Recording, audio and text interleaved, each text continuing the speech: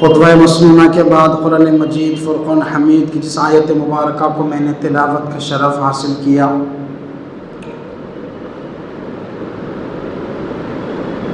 اللہ پاک اپنے پاک کلام مجید میں ارشاد فرماتا ہے، یا ایھا الناس کلوا مما فی الارض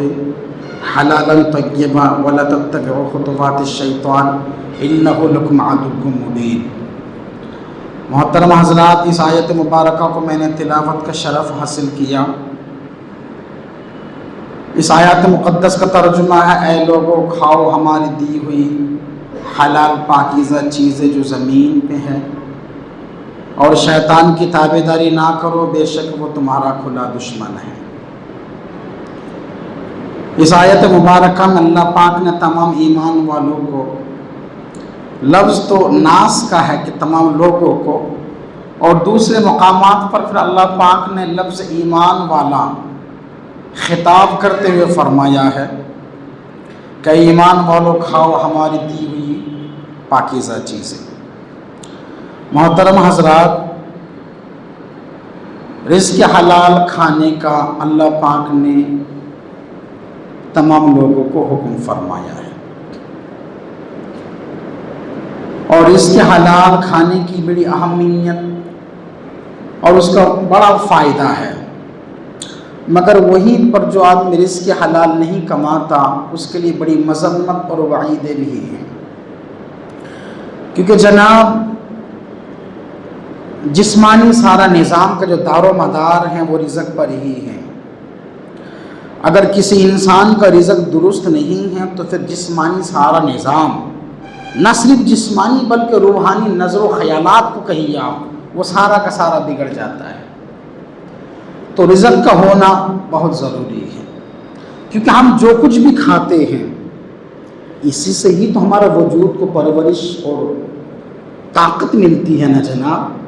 ہم جب کھانا کھاتے ہیں تو پھر یہ کھانا پیٹ میں جانے کے بعد، یہ قدرت کا نظام ہے، وہ ہضم ہوتا ہے کھانا۔ ہمارے جسم کو جو پروٹین اور طاقت چاہیے اللہ پاک پھر وہ عطا فرماتا ہے، وہ کھانا رس کی شکل میں بدلتا ہے، پھر وہ رس خون میں تبدیل ہوتا ہے، پورے جسم پر پہنچتا ہے، پھر اسی سے گوشت بنتا ہے، اسی سے ہڈی بنتی ہے، اسی سے مغز بنتا ہے۔ یعنی سارا کا سارا جو نظام ہے جناب وہ رزق پر دار و مدار ہے۔ جسم کی نشو و نما کے لیے غذا کا ہونا بہت ضروری ہے، بھوکا انسان نہیں رہ سکتا۔ تو یہ رزق کا جو ہے تو حلال کا ہونا بہت ضروری ہے۔ اللہ پاک نے فرمایا حلال اور پاکیزہ چیزیں کھاؤ۔ اور دیکھیں آپ، صرف واحد روئے زمین پر اسلام ہی اپنے ماننے والے کو ظاہر کے ساتھ ساتھ باطن کی صفائی کا بھی حکم فرماتا ہے، ورنہ دیکھا جائے تو ظاہری طور پر ہر بندہ بھلا وہ کسی بھی مذہب کا ہو ظاہری پاک صاف وہ کرتا ہے، مطلب کوئی کنکر نہ ہو، ریت کے ذرات نہ ہو، دھول مٹی نہ ہو، کیڑے مکوڑے نہ ہو، اور کوئی ایسی چیز جو انسان کے ذائقے کو خراب کرے یا نظام ہاضمہ کو خراب کرے، وہ تمام چیزوں کو انسان دور کرتا ہے، پاک صاف کر کے پھر پانی سے دھو کر ہی کھانا پکایا جاتا ہے۔ حضرات، یہ ظاہری صفائی تو ہر ایک بندہ کرتا ہے، مگر اسلام اپنے ماننے والوں کو ظاہر کے ساتھ ساتھ باطنی طور پر بھی صفائی کا حکم فرمایا ہے۔ اور جناب ظاہری طور پر اگر صفائی میں کچھ کمی بیشی ہو جائیں، زیادہ سے زیادہ کیا ہوگا؟ جو ذائقے کا تصور رکھتے ہیں آپ، اس تصور میں کمی بیشی ہوگی، زیادہ سے زیادہ مزے میں کمی آئے گی یا ہاضمہ خراب ہو سکتا ہے، بس اتنا ہی ہے جناب، اس سے بڑا نقصان نہیں ہوگا۔ مگر جناب اگر باطنی طور پر وہ حلال اور طیب نہیں ہیں تو جناب ہمارا جو روحانی رشتہ ہے نا وہ کمزور ہو جاتا ہے، جو روحانی رشتہ ہے وہ کمزور ہو جاتا ہے، اور وہیں تک محدود نہیں بلکہ بندہ اللہ تعالیٰ کے لیے جو کچھ بھی نیکی، خیر، بھلائی، عبادت کی صورت میں کرتا ہے، ان تمام کار خیر کی جو لذت ہے بندہ اس سے بھی محروم ہو جاتا ہے۔ تو ظاہر کے ساتھ ساتھ باطنی طور پر صفائی ہونا بہت ضروری ہے،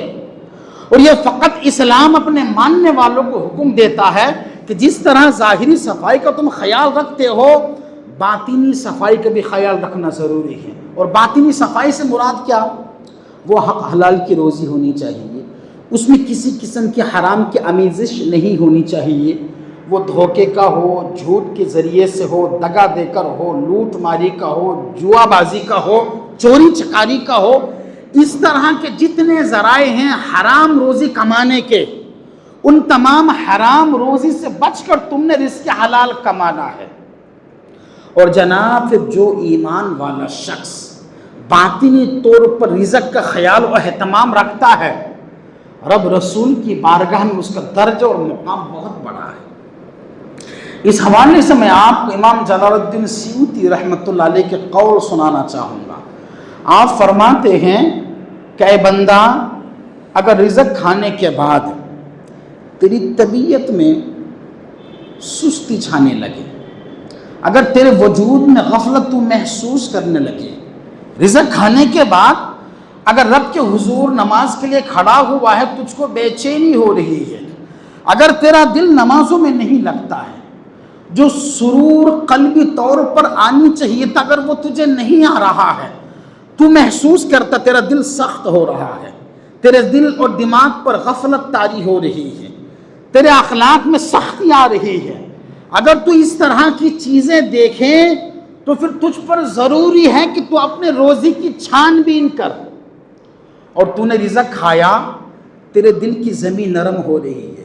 دل کی کیفیت میں نرم محبت اور غداز پن آ رہا ہے، اگر تو نمازوں میں کھڑا ہے تجھے لطف اور سرور آ رہا ہے، تجھے روحانی کیفیت محسوس اچھی ہو رہی ہے، اگر تیرے یہ معاملات ہیں تو پھر تو یقین کر تیری روزی اچھی ہے۔ حضرات محترم، اس قول کے حوالے سے ہمیں اس بات کی تعلیم ملتی ہے کہ جناب اگر رزق اچھی ہیں تو ہمارے اخلاق میں بہتری آئے گی، دل کی زمین ہری ہوگی، غفلت ہمارے دلوں پر طاری نہیں ہوگی، جب ہم رب کے حضور کھڑے ہوں گے نماز کے لیے دیگر عبادات کے لیے تو سستی، کاہلی، کنجوسی، بخیلی طاری نہیں ہوگی، اور اس کے اپوزٹ اگر روزی درست نہیں ہے پھر یہ تمام چیزیں ہم پر حاوی ہوگی۔ تو جناب رزق حلال کا ہونا بہت ضروری ہے، بہت ضروری ہے۔ اور رزق حلال کے حوالے سے پھر میں کچھ باتیں حضور رحمت عالم صلی اللہ علیہ وسلم کے آپ کے سامنے پیش کروں کہ رزق حلال جو بندہ کماتا ہے اور رزق حلال کے لیے جو بندہ جد و جہد کرتا ہے، رزق حلال کے لیے جو بندہ محنت کڑی کرتا ہے، خون اور پسینہ بہاتا ہے، پھر اس طرح کے لوگوں کے رب رسول کی بارگاہ میں درجہ کتنا بلند ہیں، اس حوالے سے کچھ حدیثیں۔ اس حدیث کو امام طبرانی رحمہ اللہ معجم الاوسط میں بیان کرتے ہیں کہ ایک موقع پر حضور رحمت عالم صلی اللہ علیہ وسلم صحابہ کے درمیان تشریف فرما تھے۔ حضور اور صحابہ کے قریب سے ایک نوجوان تندرست بڑی تیزی کے ساتھ رزق حلال کے لیے جد و جہد کرتے ہوئے، بھاگ دوڑ کرتے ہوئے گزرا۔ جب صحابہ نے دیکھا نا کہ بڑی بھاگ دوڑ تیزی کے ساتھ وہ حصول رزق کے لیے اپنی منزل کی جانب رواں دوا ہیں، تو صحابہ میں سے ایک صحابی، اور بعض روایتوں میں ہیں کہ حضرت ابوبکر صدیق رضی اللہ عنہ نے حضور علیہ السلام سے عرض کیا کہ یا رسول اللہ صلی اللہ علیہ وسلم، یہ نوجوان جو حصول رزق کے لیے دوڑ دھوپ کر رہا ہے اور بڑی تیزی کے ساتھ کسب حلال کے لیے اپنی منزل کی جانب رواں دوا ہے، کاش یہ بھاگ دوڑ، یہ محنت، یہ جد و جہد اگر یہ دین کی راہ پہ لگاتا تو اس کے لیے کس قدر بہتر ہوتا۔ یا انہوں نے اپنی رائے ظاہر کیا حضور علیہ السلام کی بارگاہ میں۔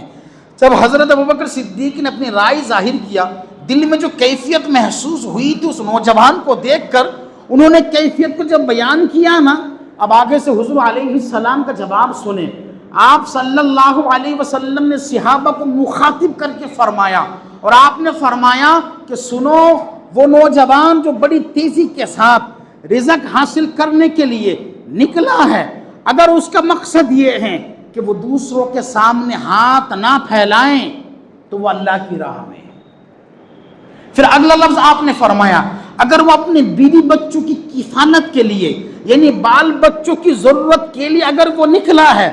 تو بھی وہ فی سبیل اللہ، یعنی وہ اللہ کے راہ میں ہیں۔ پھر آپ نے تیسری دفعہ فرمایا اگر وہ اپنے بوڑھے ماں باپ کی خدمت اور ان کی ضرورت کی تکمیل کے لیے اگر وہ نکلا ہے تب بھی وہ اللہ کے راہ پہ ہیں۔ پھر چوتھی دفعہ آپ نے فرمایا اگر وہ بڑائی جمانے کے لیے، اگر وہ مال و زر کو ذخیرہ اندوز کرنے کے لیے، اگر لوگوں پر بڑا بننے کے لیے اگر وہ اس مقصد سے نکلا ہے پھر وہ فی سبیل اللہ نہیں ہے۔ حضرات محترم، اس حدیث کو امام طبرانی رحمہ اللہ معجم الاوسط میں بیان کرتے ہیں۔ حضرات اس حدیث کے نقطہ نظر سے ہمیں اس بات کی تعلیم ملتی ہے کہ رزق حلال کمانا رب کی راہ میں رہنے کے برابر ہے، رزق حلال کمانا رب کی عبادت میں رہنے کے برابر ہے۔ بس ہاں کنڈیشن اور شرط ایک لگائی گئی ہے، اور وہ شرط کیا ہے کہ وہ شخص حلال کی روزی کمانا چاہیے، اس میں کسی قسم کی حرام کی آمیزش اور ملاوٹ نہیں ہونی چاہیے۔ جو بندہ رزق حلال کماتا ہے گویا کہ وہ رب کی راہ میں ہے اور وہ عبادت میں ہے۔ اسی طرح ایک اور حدیث دیکھیں آپ، اس حدیث کو مصنف ابن ابی شیبہ میں بیان کی گئی ہے، اور اس حدیث کو فضیلت دیکھیں آپ کہ حلال روزی کمانے والے کا درجہ کتنا بلند ہے۔ جو آدمی محنت کی کمائی کھاتا ہے اس آدمی کا درجہ کتنا بلند ہے۔ اور حضور صلی اللہ علیہ وسلم نے ارشاد فرمایا کہ خود کو دوسروں کے سامنے سوال کرنے سے بچانے کے لیے اور جو اپنے بال بچوں کو دوسروں کے سامنے سوال کرنے سے بچانے کے لیے جو بندہ رزق حلال کماتا ہے اور وہ بھاگ دوڑ کرتا ہے، جو جد و جہد کرتا ہے،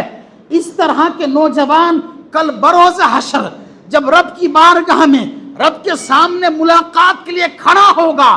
تو رزق حلال کمانے کی وجہ سے اور جد و جہد کرنے کے بدلے میں اللہ پاک اس طرح کے لوگوں کے چہرے کو 14ویں رات کے چاند کی طرح روشن فرمائے گا۔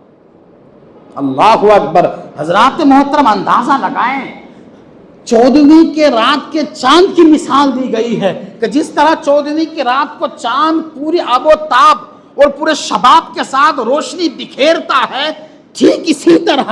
جو بندہ حلال کی روزی اپنے اوپر لازم کیا ہوا ہے اور مقصد کیا ہے، میں دوسروں کے سامنے ہاتھ نہ پھیلاؤں، میرے بال بچے کسی اور کا محتاج نہ بنے، جو بندہ محنت کرتا ہے، جد و جہد اور بھاگ دوڑ کرتا ہے،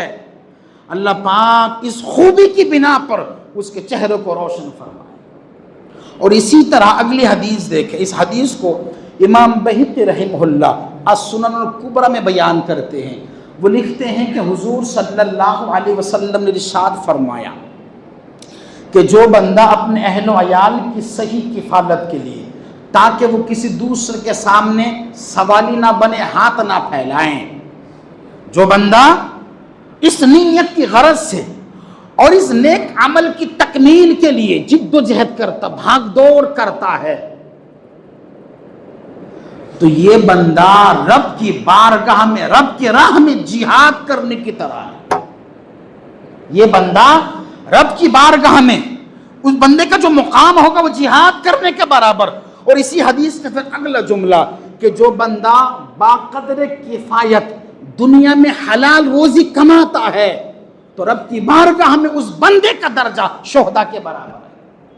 اللہ اکبر۔ حضرات محترم، رب کی بارگاہ میں جہاد کرنا کوئی آسان کام تو نہیں ہے نا جناب، کیونکہ جو بندہ جہاد میں جائے گا یا تو وہ شہید ہوگا یا پھر وہ بندہ غازی بنے گا، دو ہی تو آپشن ہوتے ہیں۔ تو جناب والا رب کی بارگاہ میں جان عزیز کو قربان کرنا کوئی آسان عمل تو نہیں ہے، مگر ہاں جناب اللہ کے رسول صلی اللہ علیہ وسلم نے اپنے امتی کو رزق حلال کی تعلیم اور ترغیب دینے کے لیے اور لقمہ حرام سے بچانے کے لیے آپ نے اتنا بلند درجہ فرمایا۔ آپ نے فرمایا کہ جو بندہ حلال کی روزی کمانے کے لیے اور بال بچوں کو دوسروں کے سامنے ہاتھ پھیلا کر محتاج نہ ہونے کے لیے جو جد و جہد کرے گا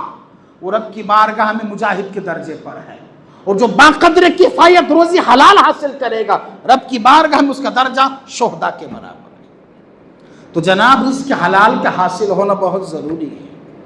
اور وہ کتنا ضروری ہے، احیاء العلوم میں امام محمد غزالی رحمۃ اللہ علیہ نے اس بات کو نقل کی ہے وہ لکھتے ہیں کہ ایک موقع پر جناب عیسیٰ علیہ السلام ایک نوجوان کو دیکھتے ہیں کہ وہ ایک عبادت گاہ کے کونے پر بیٹھ کے عبادت میں مصروف تھے۔ وہ جس طرح رمضان میں اعتکاف کرنے والے معتکف لوگ ہوتے ہیں نا، ایک کونے پر بالکل دنیا کے تمام کام کاج کو چھوڑ کر وہ عبادت کے لیے ہوتا ہے، ٹھیک اسی طرح وہ بندہ اپنے آپ کو عبادت میں مصروف کر رکھا تھا۔ حضرت عیسیٰ علیہ السلام کی نظر اس نوجوان پر پڑی جو اپنے آپ کو اللہ کی عبادت میں وقف کر رکھا تھا۔ تو حضرت عیسیٰ نے پوچھا کہ میاں تم یہاں عبادت میں مصروف ہو تو تمہاری کفالت کون کرتا ہے؟ یعنی روزی روٹی کا جو معاملہ ہے اس کا انتظام کیسے ہوتا ہے؟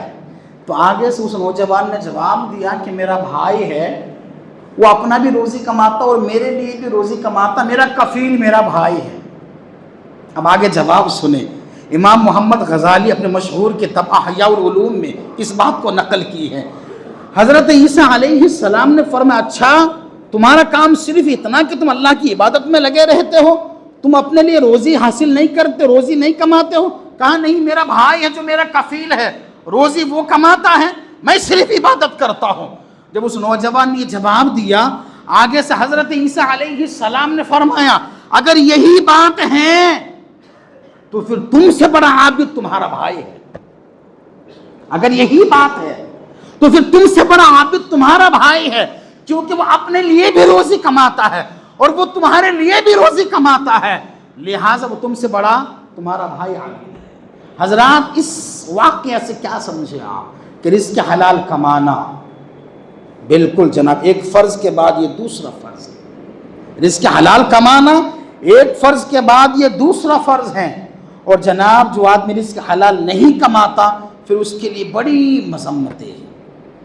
اب آگے دیکھیں اس حدیث کو پھر امام طبرانی رحمہ اللہ جو میں پیش کر رہا ہوں المعجم الاوسط میں بیان کیے ہیں کہ حضور صلی اللہ علیہ وسلم نے ارشاد فرمایا کہ جب کوئی بندہ حلال روزی کماتا ہے، دن بھر کھلے آسمان کے نیچے، سورج کے شعاع و دھوپ کے نیچے جب کوئی بندہ حلال کی روزی کماتا، محنت کرتا اور محنت کر کے تھک ہار کے چور ہو کر جب وہ شام میں گھر کو لوٹتا ہے، اور جب وہ گھر کو لوٹتا ہے اور تمام کام کاج سے فارغ ہو کر جب وہ اپنے بستر پر سوتا ہے، میں مفہوم بتا رہا ہوں آپ کو حدیث کا، کہ جب کوئی بندہ دن بھر کڑی محنت کرتا ہے اور محنت کر کے رزق حلال کما کر جب گھر جا کر وہ اپنے بستر پر سوتا ہے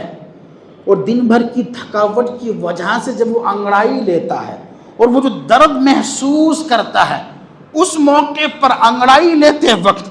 اس کے منہ سے جو آہ کی آواز نکلتی ہے، وہ آواز اللہ پاک کو بے حد پسند ہے، اور دن بھر کے عرصے میں جو کچھ اس سے صغیرہ گناہ ہوئے تھے اللہ پاک حلال روزی کمانے کی وجہ سے دن بھر کے تمام صغیرہ گناہوں کو معاف فرما دیتا ہے۔ تو جناب یہ فضیلت ہے رزق حلال کمانے والوں کی، اور یہ اہمیت ہے رب رسول کی بارگاہ میں حلال روزی کمانے والوں کی۔ اور اسی طرح احیاء العلوم میں فری حدیث امام محمد غزالی لائے ہیں، آپ فرماتے ہیں کہ حضور صلی اللہ علیہ وسلم نے ارشاد فرمایا کہ جو بندہ مسلسل 40 روز تک لقمہ حرام اپنے اوپر، جو بندہ 40 دن تک مسلسل لقمہ حلال اپنے اوپر لازم کر لیتا ہے، یعنی وہ حلال کی روزی کماتا ہے اور اسی عرصے میں اس کا 40 دن گزر جاتا ہے، تو حلال لقمہ مسلسل کھانے کی وجہ سے اللہ پاک اس کے دل کو روشن فرما دیتا ہے۔ اب جناب جس کا دل روشن ہونا پھر اس کی کیا کہنے، کیونکہ دل روشن ہونا یہ بڑے نصیب کی بات ہے جناب جی۔ جس بندے کا دل روشن ہو جائے نا اس کا روحانی رشتہ اللہ تعالیٰ سے مضبوط ہو جاتا ہے، پھر بندہ جو بھی کچھ کام کرے گا نا تو پھر وہ کام خلوص کے ساتھ کرتا ہے، اور خلوص والے کاموں کا اجر اللہ تعالیٰ کی بارگاہ میں بہت بڑا ہے جناب۔ تو دل کے صفائی اور دل کی ستھرائی اور دل اگر روشن ہے تو سارے روحانی معاملات بہتر اور منظم طریقے سے ہوتے رہتے ہیں۔ اور یہاں پر یہ کہا گیا کہ جو بندہ 40 دن تک حلال کی روزی کما کر کھائے گا، اللہ پاک حلال روزی کھانے کی وجہ سے اس کے دل کو روشن فرما دے گا اور اسی حدیث کا اگلا جملہ حضور علیہ السلام نے فرمایا کہ اللہ پاک اس کے زبان پر حکمت کے چشمے جاری فرما دے گا۔ اللہ اکبر، جناب والا، زبان پر حکمت کے چشمے جاری ہونا یہ بڑی نصیبی کی بات ہے، اور دل کسی بندے کا روشن ہونا یہ بڑی خوش قسمتی کی بات ہے۔ اور جناب دل روشن ہونا اور زبان پر حکمت جاری ہونے کے جو راز اور جو طریقے بتائے ہیں، وہ طریقے کیا ہیں؟ حلال روزی کمانا، رزق حلال اپنانا، حرام کی کمائی ہو یا حرام کے لقمے سے اپنے آپ کو بچانا، یہ اس کا طریقہ بتایا گیا۔ اور آگے دیکھیں آپ، امام ذہبی رحمہ اللہ نے الکبائر میں اس حدیث کو بیان کیے ہیں۔ وہ کہتے ہیں کہ حضور صلی اللہ علیہ وسلم نے ارشاد فرمایا حرام کی روزی کے حوالے سے۔ امام ذہبی فرماتے ہیں کہ حضور علیہ السلام نے ارشاد فرمایا بیت المقدس میں ایک فرشتہ ہے جو ہر رات یہ ندا دیتا ہے، یعنی آواز دیتا ہے، یا یوں کہیں کہ اعلان کرتا ہے۔ حضور فرماتے ہیں کہ ہر رات بیت المقدس میں ایک فرشتہ اعلان کرتا ہے کہ جو بندہ لقمہ حرام کھائے یا حلال کی روزی کھائیں، جو بندہ لقمہ حرام کھائیں یا حرام کا لقمہ کھائیں، تو اللہ پاک اس کے نفل اور اس کی فرض کو قبول نہیں فرماتا۔ حضرات کس قدر یہ وعید اور شدید مذمت والی بات ہے۔ ایک فرشتہ اعلان کرتا ہے ان جملوں کے ساتھ کہ جو آدمی حرام کا لقمہ کھائے یا حرام کی روزی کھاتا ہے، اس کے نفل بھی رب کی بارگاہ میں قبول نہیں ہے اور اس کے فرض بھی رب کی بارگاہ میں قبول نہیں ہے۔ تو محترم سامعین، اس حدیث کے ذریعے سے ہمیں ہر حال میں یہ اپنے اندر بات پیدا کرنی چاہیے کہ کسی بھی طرح کچھ بھی معاملہ ہو جائیں، حلال کی روزی کو بالکل اس میں کسی قسم کی ملاوٹ نہ ہونے پائے، اس میں کسی قسم کی کوئی مداخلت نہ ہونے پائے، کیونکہ جناب اگر روزی حرام کی آ گئی تو پھر سارا نظام بگڑ جائے گا۔ اور وہ کس طرح؟ حضور صلی اللہ علیہ وسلم کی اس بات کو فرمانے سے قبل آپ نے قسم ارشاد فرمایا، اور آپ نے فرمایا قسم ہے رب کعبہ کی کہ جس انسان کے اندر لقمہ حرام پہنچ جائیں اور جب تک وہ لقمہ اس کے اندر رہے گا، آسمان اور زمین کے فرشتے اس پر لعنت کرتے ہیں، اور اسی لقمے کے ساتھ اگر وہ مر جائیں تو پھر وہ دوزخ میں داخل کیا جائے گا۔ حضرات اندازہ لگائیں کہ حرام لقمہ کی کس قدر مذمت ہے، حرام لقمہ کھانے والے کی کیا اہمیت ہے رب رسول کی بارگاہ میں۔ آسمان اور زمین کے فرشتے لعنت کرتے ہیں، اور اسی لقمے کے ساتھ اگر اس آدمی کی موت ہو گئی تو کہا گئے کہ اس کو جہنم میں داخل کیا جائے گا۔ اور حضور علیہ السلام کا بڑا واضح فرمان ہے، آپ علیہ السلام نے ارشاد فرمایا لا يدخل الجنت جسد غذی بالحرام۔ حضور علیہ السلام نے ارشاد فرمایا کہ جو جسم حرام کی روزی سے پرورش پائے، لا يدخل الجنت جسد غذی بالحرام، کہ جسم کا جو حصہ یا جو جسم حرام کی روزی سے پرورش پائے وہ جنت میں داخل نہیں ہو سکتا۔ حضرات اور بچا کیا؟ نصیحت کے لیے اور اپنے آپ کو جھنجھوڑنے کے لیے اور اپنے روحانی رشتہ کو بیدار کرنے کے لیے اور حرام کی کمائی سے بچنے کے لیے جناب بچا کیا ہے؟ حضور نے یہاں تلک فرما دیا کہ جو بندہ حرام کی روزی کماتا ہے، حرام کا لقمہ کھاتا ہے، وہ جنت میں داخل نہیں ہوگا۔ اور حرام کے لقمے سے جسم کا جو حصہ اور جو گوشت کا ٹکڑا بڑھے گا وہ جنت میں داخل نہیں ہوگا، بلکہ وہ جہنم میں جانا طے شدہ بات ہے۔ اور دیکھیں آپ اس حدیث کو مسند احمد بن حنبل میں نقل کی گئی ہے۔ حضور رحمت عالم صلی اللہ علیہ وسلم نے ارشاد فرمایا کہ کوئی آدمی 10 درہم میں کپڑا خریدے۔ کس قدر ہوش اڑانے والی حدیث ہے یہ۔ حضور علیہ السلام نے فرمایا کوئی آدمی 10 درہم میں کپڑا خریدے اور 10 میں سے 9 درہم اس کے حلال کے ہیں، 1 درہم اس میں حرام کا ملاوٹ ہے، اور وہ کوئی کپڑا خریدے، وہ کپڑا جب تک اس کے وجود پر رہے گا یا وہ کپڑا پہن کر جب تک وہ نمازیں اور جتنی پڑھے گا، لم یقبل اللہ تعالی لہ صلاۃ، اس کی کوئی بھی نماز رب کی بارگاہ میں قبول نہیں ہوگی۔ جناب اندازہ لگائیں، اور کتنا کھل کے آپ نے بتایا تھا کہ امت کا ہر ادنا معمولی فہم رکھنے والا آدمی بھی اس بات کو سمجھ سکے۔ کس قدر آپ نے سادہ لفظوں میں فرمایا کہ کوئی آدمی 10 درہم میں کپڑا خریدے اور 9 حلال کا 1 حرام کا ہے، اور وہ کپڑا جب تک اس کے وجود میں رہے گا اور وہ کپڑا پہن کر جب تک جتنی نمازیں پڑھے گا، لم یقبل اللہ تعالی لہ صلاۃ، اس کی کوئی بھی نماز رب کی بارگاہ میں قبول نہیں ہوگی۔ اللہ اکبر۔ جناب نماز تو نماز کا دعا بھی قبول نہیں ہوگی۔ ہاں،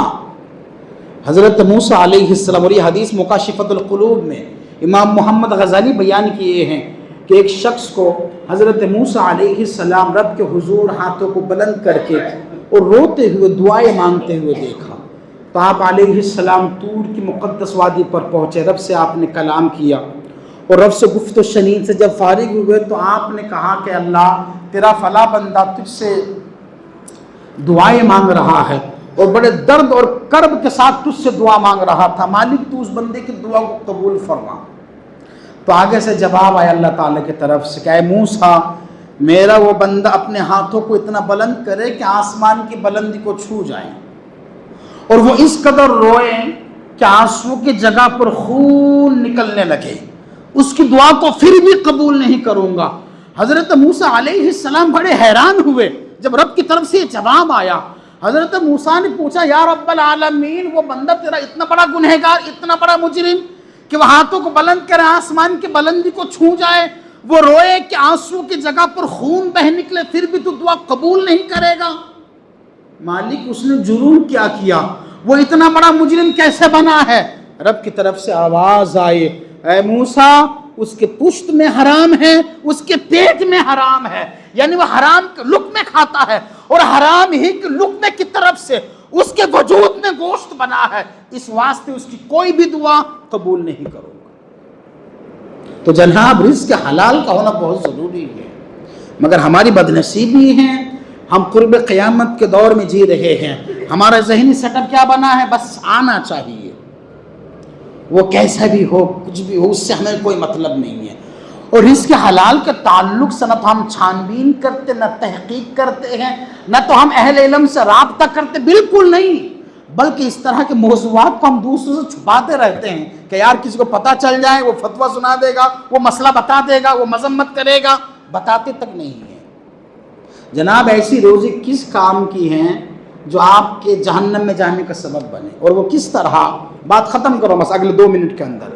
حضرت ابن مسعود رضی اللہ عنہ اس حدیث کو بیان کیے ہیں کہ حضور رحمت عالم صلی اللہ علیہ وسلم نے ارشاد فرمایا کہ جو بندہ رزق حرام کھائے اور اس سے خیرات کرے،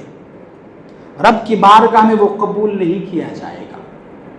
اور اس مال سے صدقہ کرے تو اس کے مال میں برکت بھی نہیں ہوگی، اور وہ جو اپنے پسماندگان کے لیے چھوڑ کر مرے گا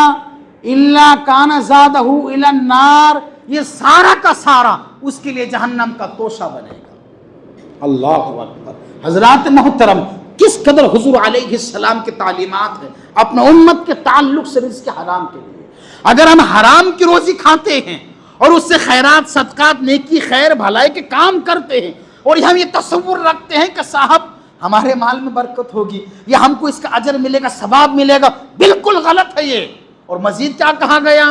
اگر یہ چھوڑ کر اپنے بال بچوں کے لیے مرے گا، یہ سارا کا سارا الا کان زادہ الی النار، یہ سارا کچھ جہنم کا توشہ بنے گا۔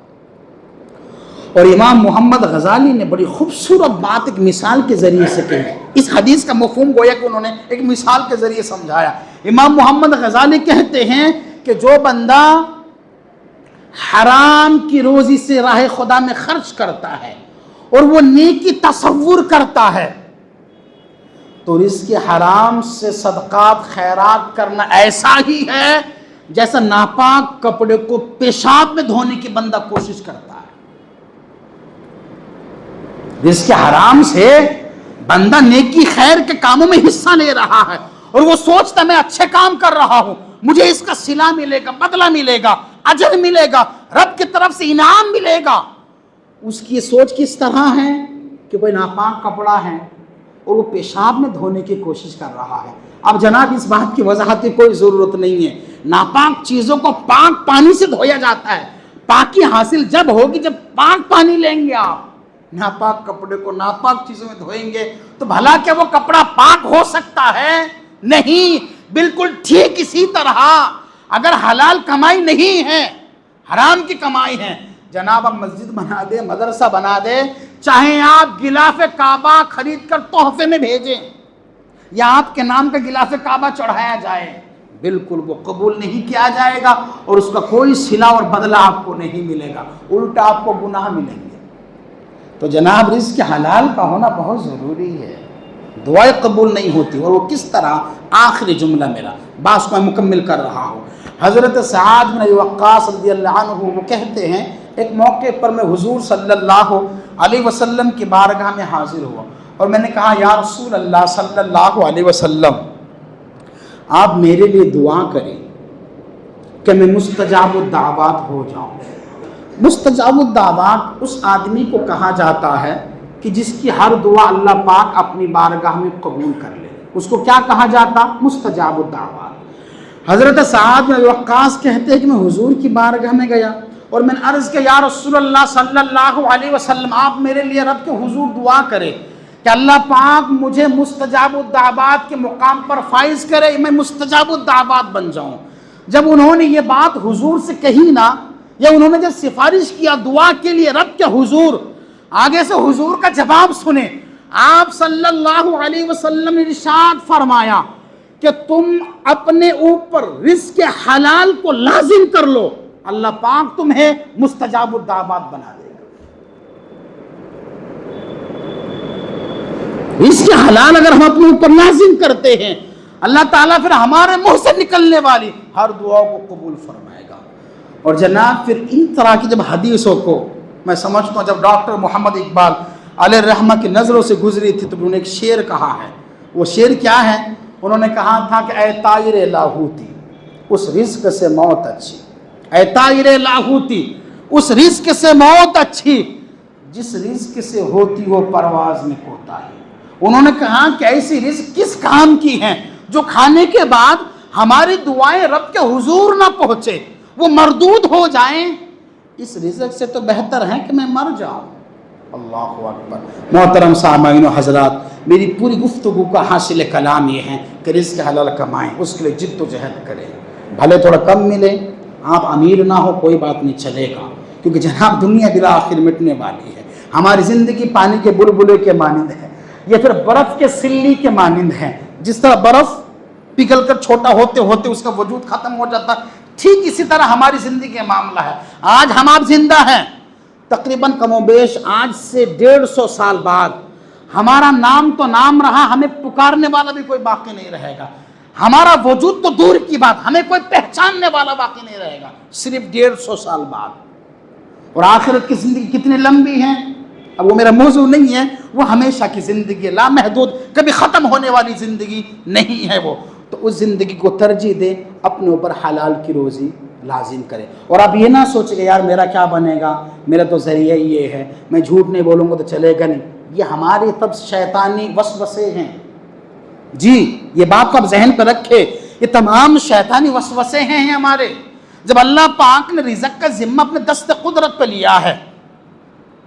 اور جناب رزق انسان کو ڈھونڈتے ہوئے آتی ہے، بلکہ فرمان رسول ہے کہ اگر دو پہاڑی کے بیچ میں تمہارے مقدر کی روزی ہے تمہیں مل کر رہے گی، اور جو تمہارے مقدر پہ نہیں ہے تمہارے ہاتھ کا نوالا تمہارے منہ تک نہیں جائے گا۔ تو جو مقدر میں ہے وہ ملنا طے شدہ بات ہے۔ ہم ذخیرہ اندوز کرنے کے لیے، لوگوں کے سامنے بڑا بننے کے لیے، اور اپنے مال و زر کا پانی دوسروں پر چڑھانے کے لیے جناب آپ حلال حرام کی جو تمیز نہیں کرتے ہیں، یہ صرف ہم اپنا ہی خسارہ اور اپنا ہی نقصان کرتے ہیں۔ ہاں بالکل، اور اس کا نقصان جناب میں کیا بتاؤں، اگر ہم حرام کی روزی سے اپنے بال بچوں کی پرورش کریں گے نا تو جناب یہ بھی وفادار ثابت نہیں ہوں گے، ہاں ثابت نہیں ہوں گے۔ اہل علم نے بڑی خوبصورت بات کہی، اہل علم کہتے ہیں کہ جو بندہ حرام کی روزی سے بال بچوں کی پرورش کرتا بھائی ہر بندہ کرتا تو اپنے بال بچوں کی پرورش کرنا ہے نا، ہر آدمی کو یہ ذمہ داری ہے۔ تو جو آدمی حرام کی روزی سے بال بچوں کی کفالت کرتا ہے، بیوی بچوں کی ضرورت پوری کرتا ہے، اور وہ خواہش رکھتا ہے کہ میرے بال بچے میرے بڑھاپے میں میرا سہارا بنے. اور یقیناً ہر آدمی کی خواہش ہوتی ہے نا صاحب, ہر آدمی کی یہ خواہش ہوتی ہے کہ میرے بچے میرے بڑھاپے کا سہارا بنے, میری خدمت کرے, میری تابعداری کرے.